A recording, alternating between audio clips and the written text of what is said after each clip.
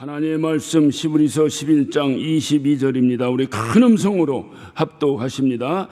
믿음으로 요셉은 임종시에 이스라엘 자손들이 떠날 것을 말하고 또 자기 해고를 위하여 명하였으며. 요셉의 상해는 참으로 드라마틱합니다. 요셉은 아버지 야곱의 총애를 한 몸에 받고 이 땅에 태어났습니다. 그것이 이유가 되어서 형제들의 질투를 받고 또 시기가 되어서 17살 나이에 애굽의 종으로 팔려가게 됩니다. 그리고 그것에서 30살이 되던 해에 애굽의 총리 대신이 됩니다. 13년 동안 그 총리 대신이 되길 때까지 17년부터 30살까지 13년 동안에 그 총리 대신이 되기까지 그는 그 보디발이라고 하는 시위대장의 집에서 종노릇을 하고 살았습니다. 그러는 동안에 어떤 경우로든지 간에 어떤 억울하고도 또 이제 비참할 정도로 모함을 받고 그는 2년 이상을 감옥살이를 하게 됩니다. 이때 요셉의 믿음이 아주 탁월했습니다. 누가 보든지 보지 않든지 하나님 앞에서 신실하게 살았습니다. 그것이 믿음입니다. 하나님 보이는 데서 또는 교회에서 또는 예배할 때 모습과 이 전을 떠나서의 모습이 다르다면 그의 믿음은 의심해 봐야 합니다.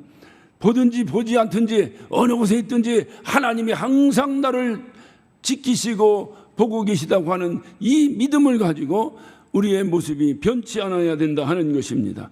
보디발의 아내가 그를 유혹합니다. 그때 요셉은 이렇게 외칩니다. 내가 어찌하여 하나님 앞에 득죄하리요? 라고 그 보디발의 아내의 유혹을 뿌리치고 믿음으로 승리했습니다.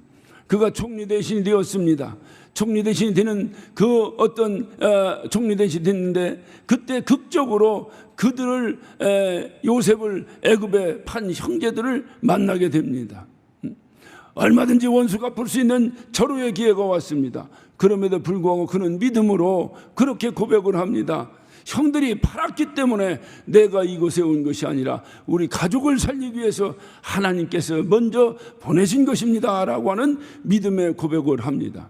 다시 말하면 요셉은 모든 자기의 생애의 그 일대기를 하나님의 섭리 가운데 있다고 하는 것을 믿음으로 받아들였다 하는 것입니다. 여러분의 삶은 어떠십니까? 여러분의 삶은 힘든 일이 있든 아니면 기쁜 일이 있든 좋은 일이 있든 나쁜 일이 있든 억울한 일이 있든 아니면 나에게 영광스러운 일이 있든 어느 환경 속에서 하나님의 섭리 가운데 있다고 하는 것을 인정하십니까? 아니면 어찌해서 남들은 다 잘 되는데 내 팔자만 이런가 하고 신세한탄하십니까? 요셉은 정말 자기의 그 힘들고 어려운 그 어려움 가운데서도 그는 항상 자기의 그 이제 그 삶을 생애를 하나님의 섭리 가운데 두고 믿음으로 승리했습니다. 800여 년이 지난 훗날 다윗은 요셉의 심정을 시편 40편을 통해서 이렇게 고백을 합니다. 나를 기막힌 웅덩이와 수렁에서 끌어올리시고 내 발을 반석우에 두사 내 걸음을 견곤케 하셨도다. 수천 년이 지난 후대의 믿음의 사람들, 우리를 포함한 모든 믿음의 사람들은 이 다윗의 시를 에다가 곡을 붙여서 아름다운 찬양으로 우리도 항상 오늘날도 우리도 찬양을 합니다. 깊은 웅덩이와 수렁에서 건져내신 하나님을 찬양하고 있습니다. 요셉은 어려서부터 믿음으로 자랐습니다. 그는 나중에만 믿음이 있었던 것이 아니에요. 애굽에만 팔려갔을 때만 믿음이 있었던 것이 아닙니다. 아주 어려서부터 자랄 때부터 그는 믿음이 있었습니다. 청년기에도 여전히 믿음으로 일관했습니다. 장년기가 되어서도 그는 믿음으로 그의 삶을 책임지고 살았습니다. 그의 삶 전체가 믿음이었습니다. 하지만 오늘 이 히브리서 11장 믿음의 선진들을 기록한 히브리 기자는 특별히 요셉의 믿음을 그러한 어떤 이제 성실한 삶에 그의 일생에 성실했던 삶에 두지 아니하고 그의 죽었을 때의 유언한 내용을 가지고 요셉의 믿음을 다루고 있습니다. 오늘 여러분 본문을 보시면요, 믿음으로 요셉은 임종시에, 그래서 임종시에, 예, 죽을 때라는 얘기인데, 이게 죽을 때라고 하는 어떤 그런 어떤 의미로 사용되고 있는 것이 아니라 그것과는 좀 다릅니다. 이건 텔류톤이라고 해서 결산할 때라고 하는 뜻을 가지고 있습니다. 요셉이 믿음으로 임종시에, 요셉의 임종은 여러분 잘 아시다시피 창세기 50장을 보면 50장 24절부터 봅니다. 제가 읽겠습니다. 요셉이 그 형제에게 이르되 나는 죽으나 하나님이 나를 권고하시고 너희를 이 땅에서 인도하여 내사 아브라함과 이삭과 야곱에게 맹세하신 땅에 이르게 하리라 하고, 요셉이 또 이스라엘 자손에게 맹세시켜 이르기를 하나님이 정녕 너희를 권고하시리니 너희는 여기서 내 해골을 메고 올라가겠다 하라 하였더라. 마지막 그는 죽음 앞에서 자손들에게 이렇게 유언을 한 것입니다.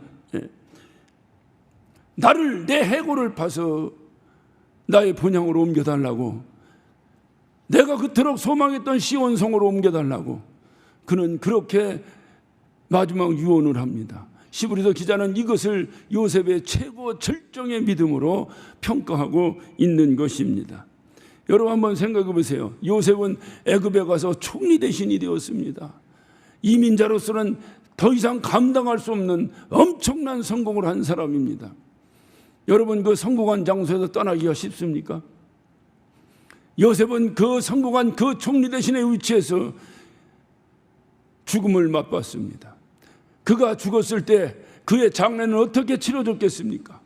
꼭 성경에 나와야 우리가 연상할 수 있겠습니까? 그가 총리 대신으로 세계 최강국이었던 애굽의 위기를 극복해냈던 사람입니다. 어찌 보면 애굽에서는 영웅 중에 영웅이 바로 요셉입니다. 그의 장례식이 어떻게 치러졌겠습니까? 모르긴 해도 아마 국정으로 치러지지 않았겠습니까? 그의 믿음이 그 거대한 어마어마한 피라미드는 아니더라도 그의 버금가는 웅장한 무덤으로 만들어지진 않았겠습니까? 그런 명예와 영광을 소유했던 요셉이 자기 자손들에게 유언합니다. 이 땅을 떠날 때에 그 더러운 무덤에서 나를 캐내서 내 해골을 짊어지고 주님이 나에게 약속하신 땅으로 나를 옮겨달라. 쉬운 고백이라고 생각하십니까? 이게 믿음입니다. 믿음은 죽을 때 확인됩니다. 믿음은 이 땅을 떠날 때 확인됩니다. 살아있을 때 확인되는 것이 아니라 이 땅을 떠날 때 확인됩니다. 그래서 시브리서 기자는 요셉이 믿음으로 임종시에 고백한 것을 요셉의 믿음으로 이제 가장 위대한 믿음으로 인정하고 있는 것입니다. 그 근사하고 의리의리한 무덤, 그 무덤을 파헤치고, 그리고 그가 애굽 땅에 살고 있는 모든 사람을 뒤로 하고, 그 히브리 민족들이 200여만 명의 그 엄청난 민족들이 애굽 땅을 떠날 때에 요셉의 해골을 짊어지고 떠납니다. 여러분 한번 상상해 보세요. 그 장관을 무엇이라 표현할 수 있겠어요? 그것을 바라보는 애굽 사람들은 무엇을 느꼈을까요? 아마 소름이 끼쳤을 겁니다. 아마 그들의 간담이 서늘했을 겁니다. 도대체 믿음이란 무엇인가? 도대체 저 민족들이 가지고 있는 소망은 과연 무엇인가?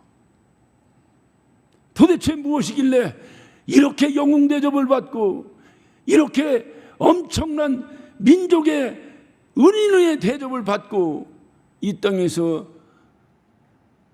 매장되어 있던 그의 유고를 파내서 짊어지고 합청을 하며, 그가 무슨 그 시신을 짊어지고 갔다니까 무슨 통곡이나 하고 무슨 슬픔에 젖어서 무슨 장례식 행렬처럼 떠났겠습니까?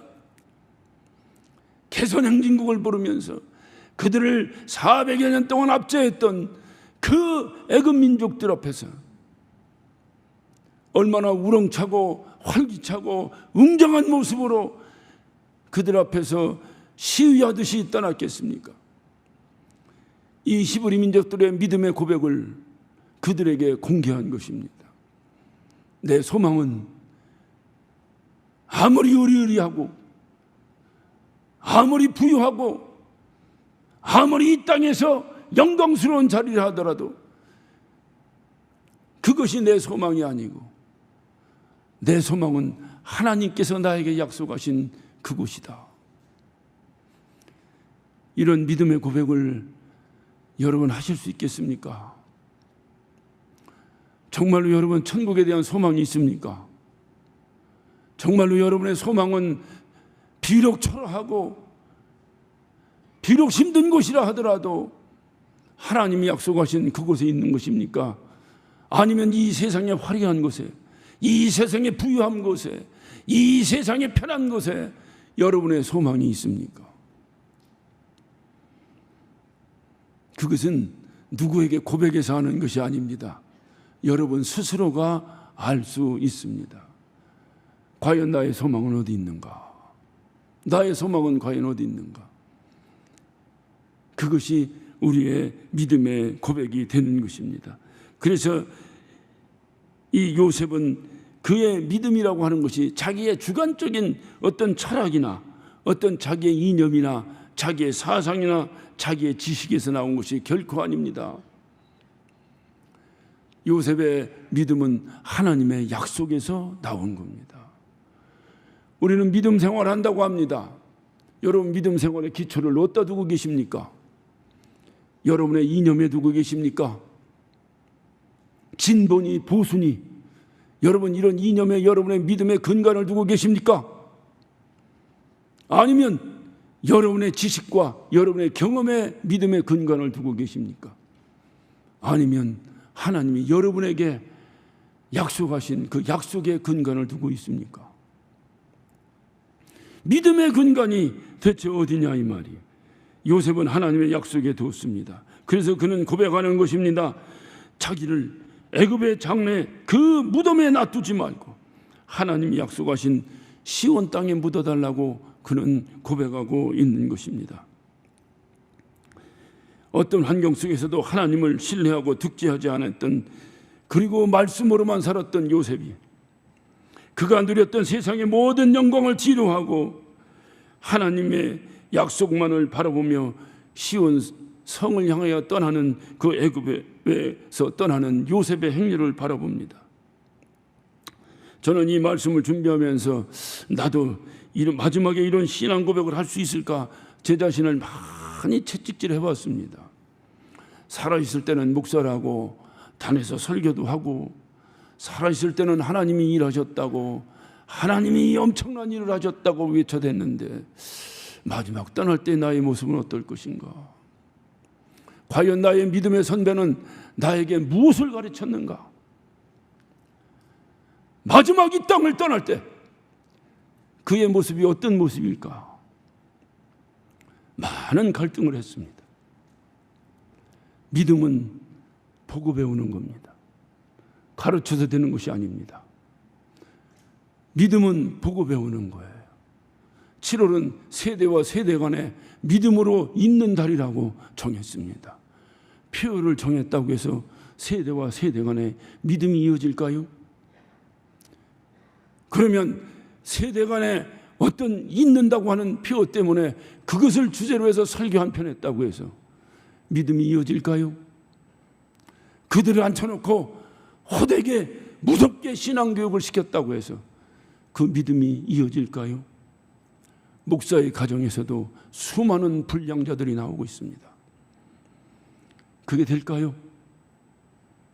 성경은 이렇게 말합니다. 보고 배운다는 거예요. 성경의 모든 믿음의 대는 보고 배우는 것입니다. 내 아버지의 믿음이 어땠길래, 내 어머니의 믿음이 어떤 것인가, 그것을 보고 배우는 거예요. 그런데 그 자식에게 가장 강렬한 믿음 언제 보여줄 수 있을까요? 여러분 생각해 보셨습니까?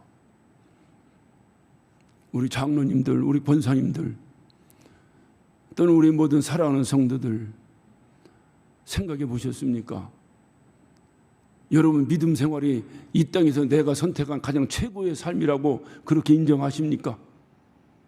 여러분 신앙생활 한 것, 내가 다른 건 다 몰라도 내가 하나님을 만나고 내가 하나님을 알고 내가 주를 위하여 살고 내가 이 땅에서 믿음으로 산 것, 이거 하나만큼은 내가 잘했다라고 정말 그렇게 자부하십니까? 자부심이 있으십니까? 내가 신앙이라고 하는 자부심이 여러분에게 있으시냐 그 말이에요. 누구나 다 부모는 자식에게 좋은 것을 물려주려고 하는 것은 본능입니다. 거기에 누가 돌 던질 수는 없습니다. 그렇다고 한다면 여러분이 가진 것이 가장 귀한 것이 무엇입니까? 물질입니까? 아니면 믿음입니까?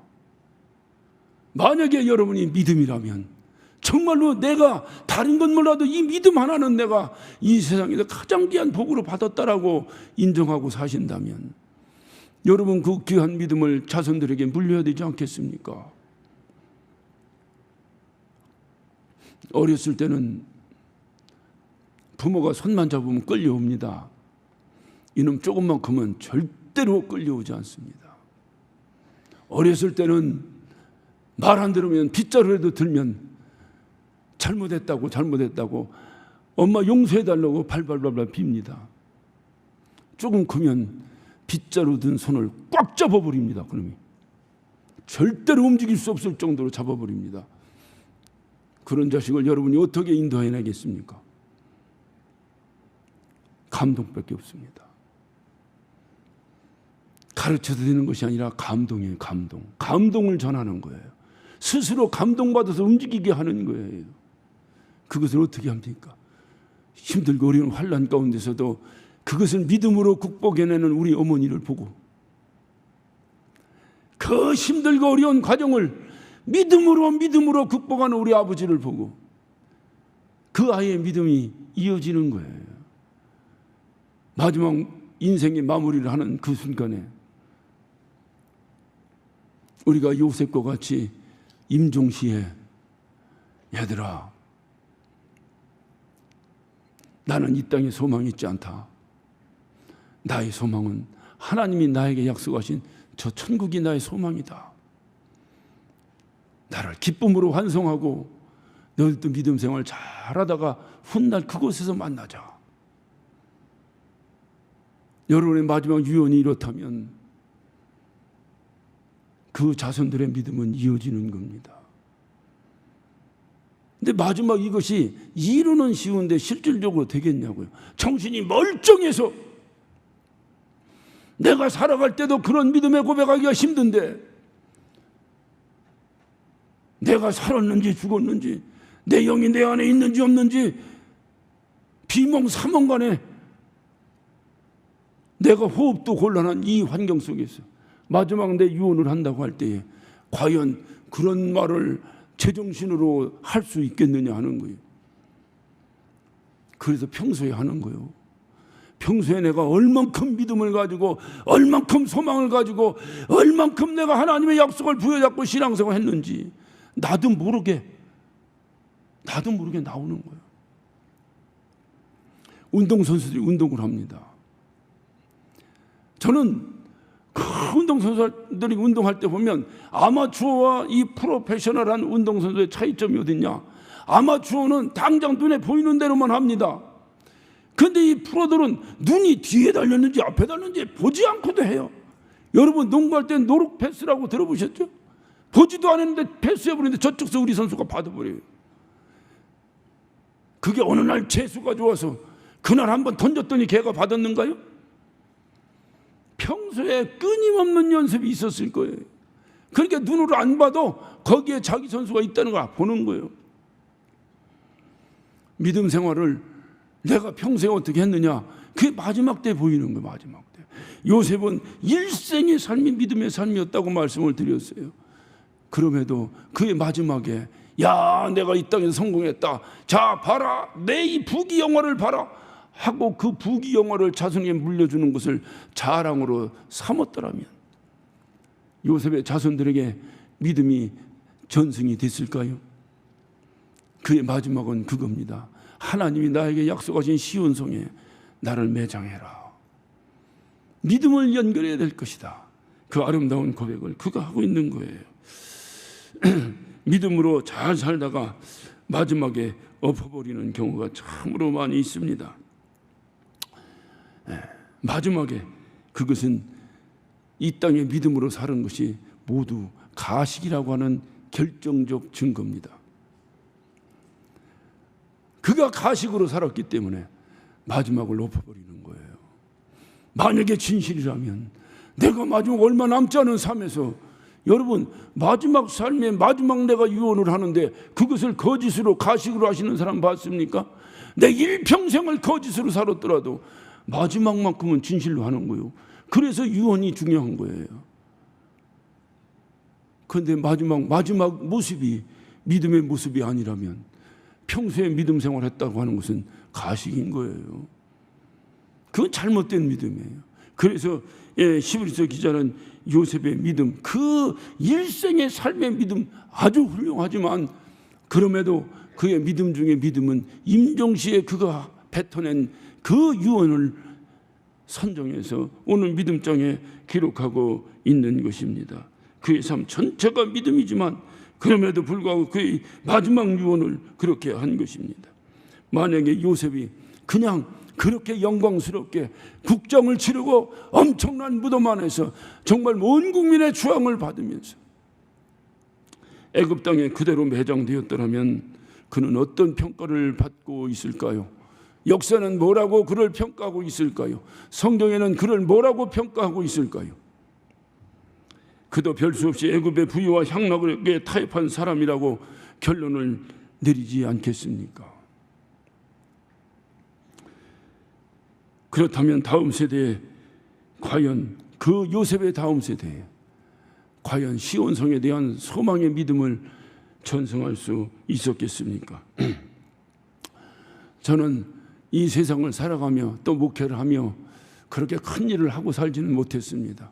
그래서 항상 큰 일을 하신 분들 존경스럽고 부럽기도 하고 어떻게 하면 저렇게 큰 일을 할 수 있을 거라고 하는 항상 부러움에 이렇게 그들을 존경하며 살았습니다.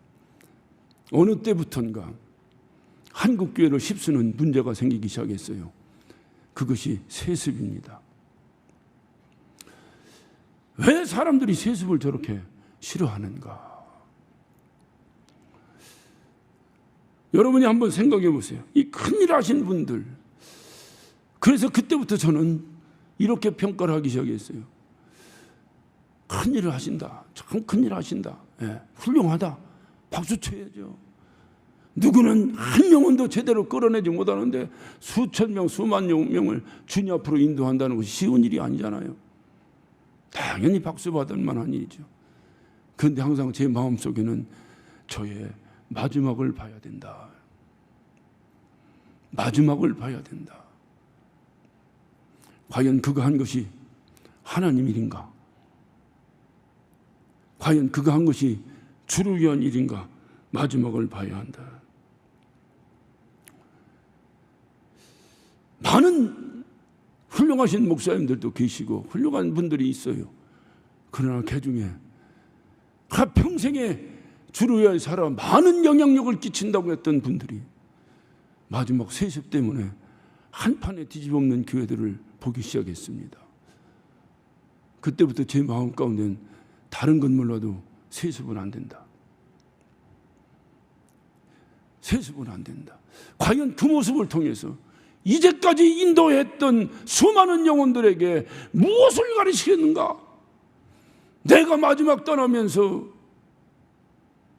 결국 그렇게 이루는 것, 그렇게 피땀 흘려 이루는 것, 결국 자식 때문이라고 밖에 평가를 더 받겠는가? 그러면 나머지 성도들에게 무슨 영향력을 끼치겠는가? 물론 담임 목사들이 훌륭할 수 있습니다. 흔히들 어른들이 그런 말씀을 하십니다.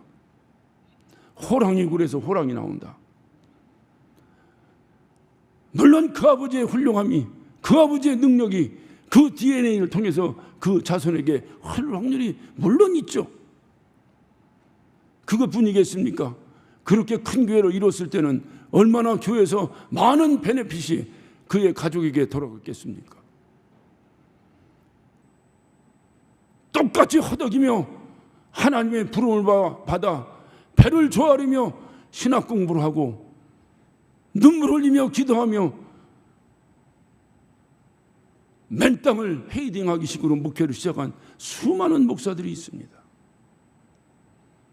그런데 그 아들은 아버지 덕에 갑자기 큰 교회를 물려받는 거예요.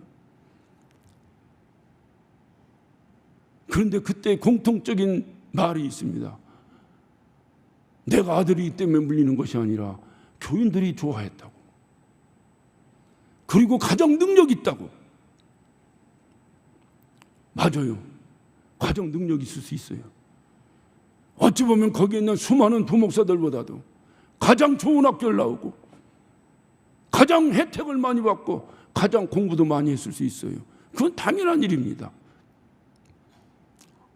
하나님이 주신 좋은 아버지 주신 복이라고도 평가한다 한들 누가 뭐라고 거기다 돌을 던지겠어요.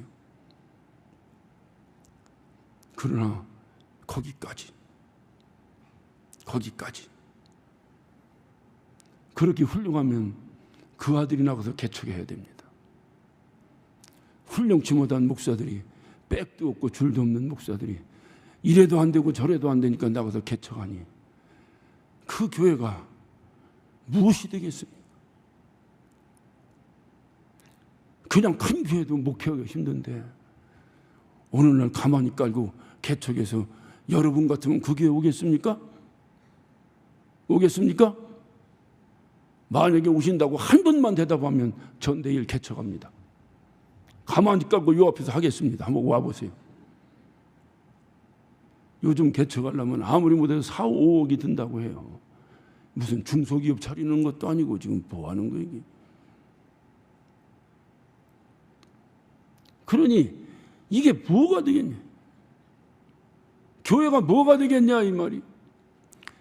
중요한 것은 정말로 온전히 그를 원하고 정말로 당연히 가장 능력 있고 이 큰 교회를 이끌어갈 만한 그러한 리더십이 분명히 그에게 있다 하더라도 그럼에도 불구하고 이것이 믿음입니다. 그럼에도 불구하고 그 아들이 아닌 다른 능력 있는 종을 세운다면 그 교회를 통해서 얼마나 수많은 영혼들에게 영향력을 끼치겠습니까? 이것이 교회가 해야 될 일입니다. 어떤 변명, 어떤 이론도 가당치 않습니다. 제가 존경하는 목사님이 계십니다. 큰 목회도 하시고 기독교사의 한 획을 그은 목사님이십니다. 그분은 젊어서 목회하면서 당신의 교인들에게 항상 입버릇처럼 이런 말을 했습니다. 나는 65세에 은퇴합니다. 나는 65세에 은퇴합니다.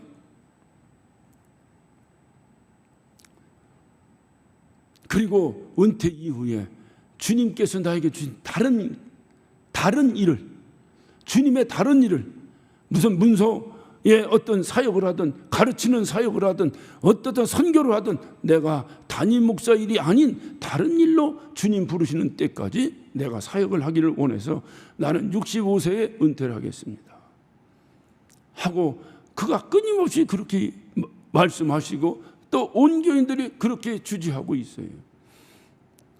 그런데 그가 나이가 65세가 되었습니다. 교회가 부흥해서 몇만 명의 교회가 되었습니다.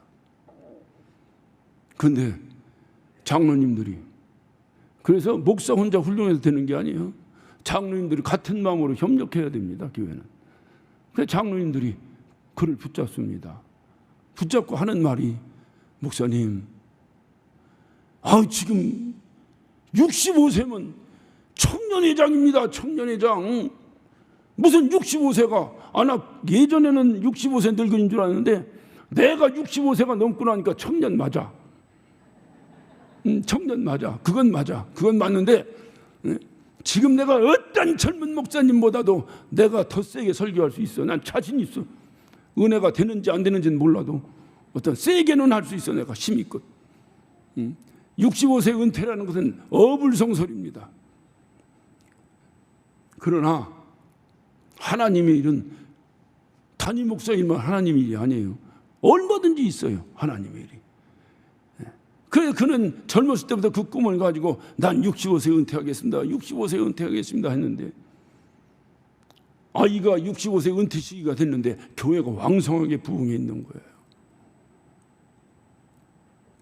장로님들이 붙잡고 말립니다. 목사님, 65세 은퇴라니 말이 안 됩니다. 지금 교회가 이렇게 왕성하게 일어나고 있는데 목사님 여기서 은퇴하시면 교회 어떻게 되겠습니까? 막 붙잡습니다. 그것뿐만이 아니라 온 교인이 65세 은퇴 안 됩니다. 목사님 65세 은퇴 안 됩니다. 온 교인이 65세 은퇴가 안 된다고 목사님을 붙잡았습니다. 그때 이 목사님이 단에 서셔서 설교하시면서 은퇴 설교라고 말씀도 안 하시고 그 설교를 마지막 설교로 은퇴 설교를 하셨어요. 그분은 이 말씀을 했습니다.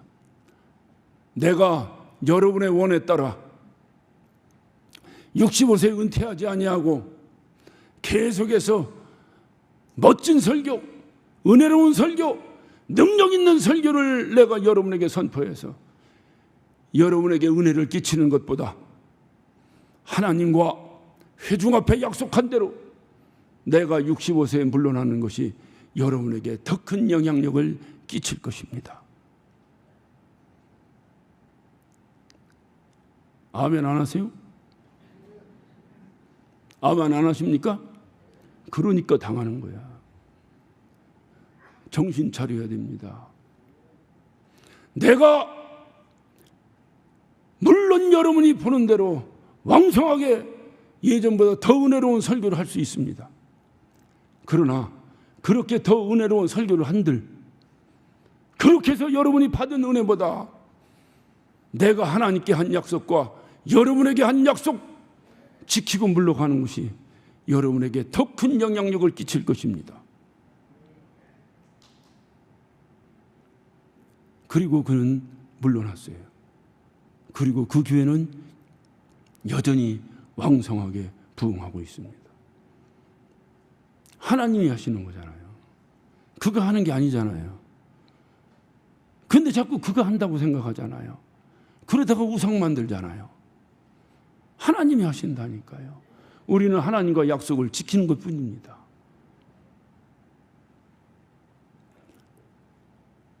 이런 그의 엄청난 고백이 그의 일생에 기독교계에 끼쳤던 영향, 그의 일생에 어떤 그가 목회를 하면서 수많은 영혼들이 끼쳤던 영향, 그것이 진실이었음을 고백하고 있는 거예요.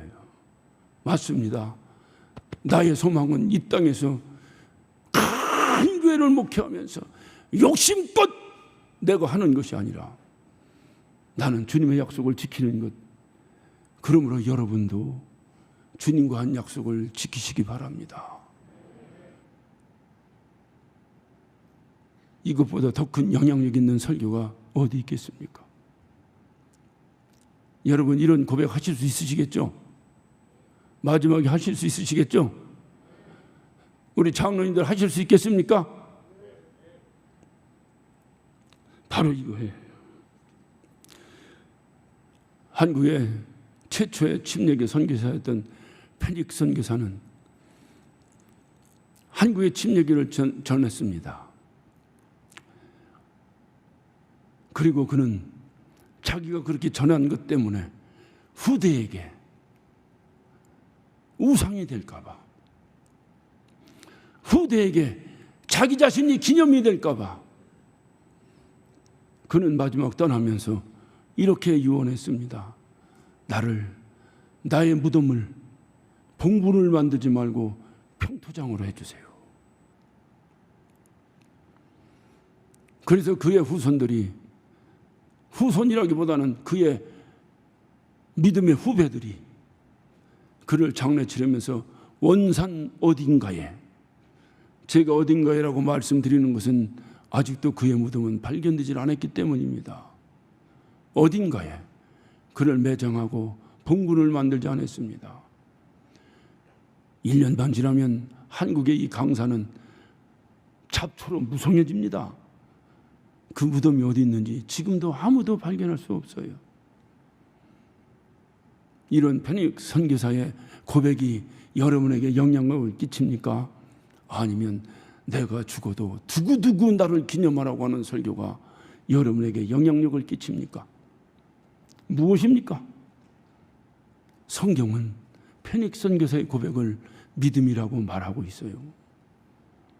여러분의 마지막은 무엇으로 장식하길 원하십니까? 그것을 보고 여러분 가정의 후대의 믿음이 계승됩니다. 말로 해서 되지 않아요. 우격다짐으로 되지 않아요. 언젠가 여러분의 자손이 여러분보다 힘이 더 세지는 순간 아버지에게 보복합니다. 무섭습니다. 안 돼요. 절대로 우격다짐은 안 돼요. 아버지와 어머니의 믿음이 자식에게 감동이 되어야 합니다. 그래야 그 믿음을 따라갑니다. 그래서 요셉의 믿음은 마지막 유언이에요. 이것이 바로 그의 믿음이에요. 저는 뭐 개인적인 얘기를 이렇게 누구를 말씀드려서 송구스럽습니다만은 제가 우리 장로님들 가운데서 사랑하고 존경했던 분이 계십니다. 김현동 장로님이라고 여러분 혹시 기억하시는지 모르겠어요. 제가 힘들고 어려운 발걸음을 가지고 성락교를 들어왔을 때에 저 러비에 이렇게 앉으셔가지고 제 손을 꽉 잡으시고 아유 목사님 어려운 걸음 하셨네.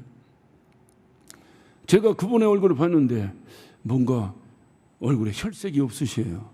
뭔가 건강하고 핸섬했던 그의 모습을 내가 봤는데 뭔가가 중경에 이렇게 고통받고 있는 모습 같은 것을 제가 봤습니다. 장로님 어디 아프세요? 예. 이제 뭐 주님 만나야죠. 그 이후에 얼마 안 있다 그분은 돌아가셨습니다. 제가 그분의 장례식을 참여했습니다. 그때 그의 아들이 아버지의 유언을 공개했습니다. 아버지의 시신은 모 병원에 기증이 되었다 해서 기증서를 유족들에게 공개했습니다. 그리고 그 장례는 그냥 시신 기증으로 마무리가 되었습니다. 제가 그분을 참 평소에도 존경했는데 이분이 장로님으로서 믿음을 자손들에게 마지막까지 보이셨구나. 그리고 너희들 소망 가지고 살아야 될 것이다라는 것을 마지막 유언으로 남기셨다고 그 아들이 고백을 합니다. 저는 개인적으로 우리 아버님이 돌아가실 때에 우리 아버님이 계속 저에게 끊임없이 아주 제 뇌리에 주지시켜준 말씀이 있어요. 내 시신은 기증해라. 내 시신은 기증해라. 아버님이 돌아가셨습니다.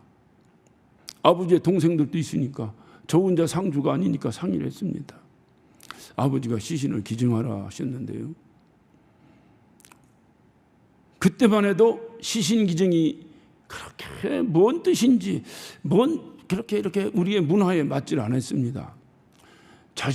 자손들도 있고 자식이 있는데 그래도 마음이 착잡하고 하면 그 아버지 계신 곳에 찾아가서 좀 마음도 좀 녹이고 이게 오늘날로 말하면 힐링을 좀 하는 장소가 되어야 되는데 그 아버지 흔적도 없이 이렇게 하는 것은 아닌 것 같다. 돌아가신 양반은 권한이 없어요. 살아있을 때 끊임없이 말씀하셨는데 그 유지를 받더냐 안 받더냐는 살아있는 사람이 하는 거예요. 그래 결론을 내렸습니다. 아니다. 그렇게 하면 안 된다. 자손들이 있고 다 이렇게 있는데 그렇게 하지 말고 그냥 매장하도록 하자. 그래서 아버지를 그냥 매장으로 장례를 마무리를 했습니다. 그리고 저희 사돈 어른이 계신데 그분이 돌아가셨는데 이분이 어느 대학에 시신 기증을 하시더라. 그래서 제가 자세히 봤습니다. 봤는데 시신 기증했다고 해서 무슨 아무것도 없는 것이 아니에요.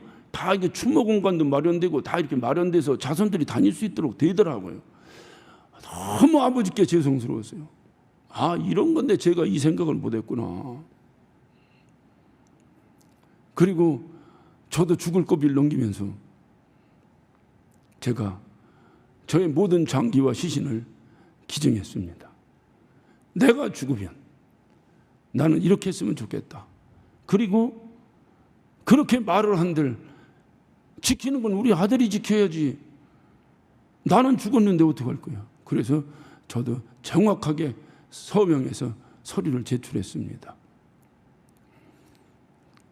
그리고 제가 미국에서는 안 보이겠지만 그래도 드라이브 라이센스가 있습니다. 캘리포니아 드라이브. 요 밑에 보면 빨갛게 체크되어 있습니다. 도노. 누군가가 내 신신을 발견하면 기증하도록 서명이 되어 있습니다. 제가 기도하는 것은 어떻게 하다가 아무것도 쓸모없는 시신으로 죽어버린다면 시신 기증밖에 더 하겠냐면서도 그래도 하나님의 은혜 가운데 뇌사 과정이라도 거칠 수 있다면 저의 모든 장기는 누구든지 가져가라. 저는 저희가 무슨 훌륭해서 이 얘기를 드리는 것이 아닙니다. 저는 여러 믿음의 선배들의 과정을 지켜보면서 과연 무엇이 영향력이 있는가를 생각해 봤어요. 제가 목사로서 비록 부족하지만 과연 이렇게 마칠 것인가? 과연 정말 하나님 앞에 믿음이 무엇인가를 보여드려야 될 것인가? 그래서 우리 사랑하는 모든 성도들 앞에 어떻게 해야 나의 모습이 영향력이 끼칠 것인가를 부단히도 고민합니다.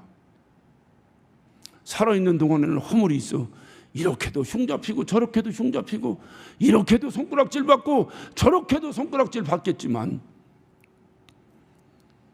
마지막 마무리는 주님 결승골을 넣게 하여 주옵소서.